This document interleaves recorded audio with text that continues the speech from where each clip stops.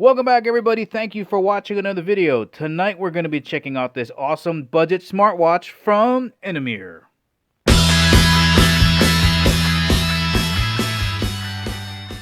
Let's begin with the comparisons versus the king of smartwatches, the Apple Watch. All right, this is a Series 6, a little bit older, but I just want to show you that even though this is less money, the IDW19 has a lot of hardware components that are in common. Both of these watches made in China, they have glass faces. The IDW19 has a 1.8-inch screen, and I think the Series 6 was using a 1.78-inch screen. I think the newer versions have a 1.7, so you can see the size difference there. I'm going to flip it over sideways so you can see the difference in the thickness. Right? But very similar. Also very similarly, on the right side of the watch, both of these use a crown dial as a selector button. So you just press it here to get into the watch, select it here to get into the watch. Very similar. Both of these watches have similar batteries. The Enomir has a 300 milliamp battery, while the Series 6, I believe, had about a 304 milliamp battery, so very similar in size. Now, I've been using this for about 7 days, very little usage, and it's at 56% charge on its first 100% charge, so you get really decent battery life out of that 300 milliamp battery. On the back of the watch, we can see the sensors here that measure your beats per minute and your oxygen intake.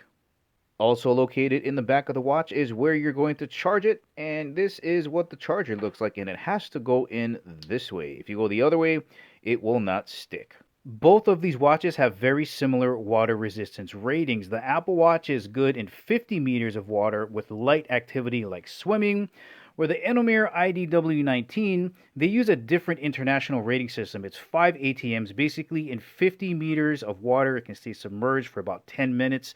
So again, I would say that's light activity like swimming. But for me, I try to keep these out of water just in case.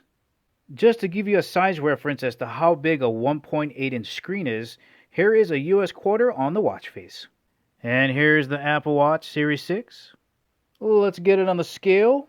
Weight-wise, IDW19 coming in at 1.4 ounces, which is just a tad lighter than the Apple Watch Series 6.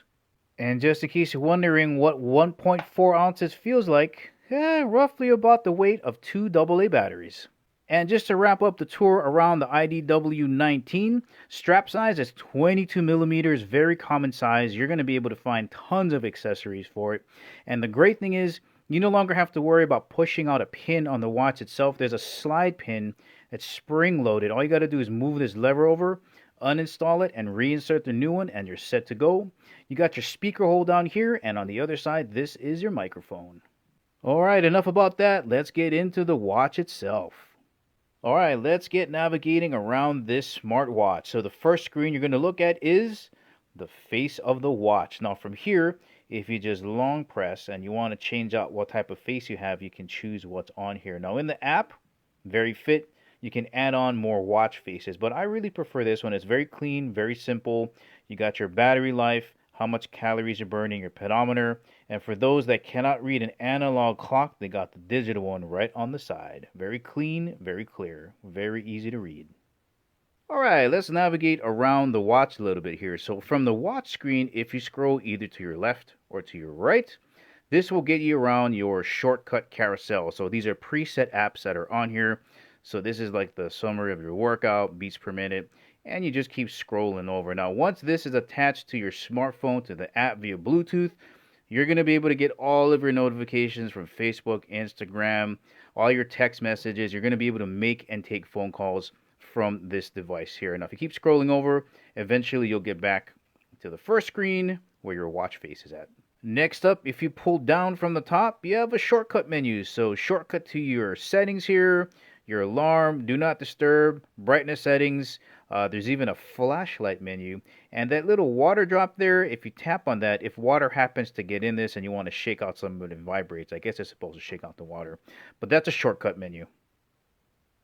And then if you pull up from the bottom up, you're going to get all of your missed notifications. Now, when there is a notification that is pending, there's going to be a little red dot at the top. Let me show you what that looks like. Alright, here we go. You see that little red dot right at the top? That's what it's going to look like if you've missed a notification. And then you just pull from the bottom up and you can see what that missed notification is. And the last area of navigation that we got to get to is where all of the other apps are in the watch. And all you got to do is click the crown inwards and you'll feel it click.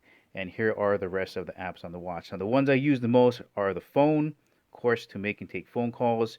You have your frequent contacts, your call history. Here's your dialer here, right? And the other one that I use the most, just to see how I'm doing oxygen-wise, is the SpO2, and that's going to tell you how your oxygen is in your bloodstream. Those are the ones that I use the most. And that's how you get around the IDW19. And the last thing I want to go over is just the Very Fit app, and we're on the home screen right here. So here's a summary again of your beats per minute measurements, your calories, your sleep data. It's all going to be here on the home screen.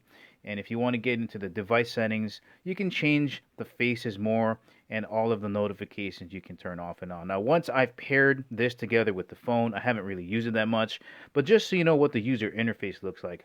It's very clean and very easy to use.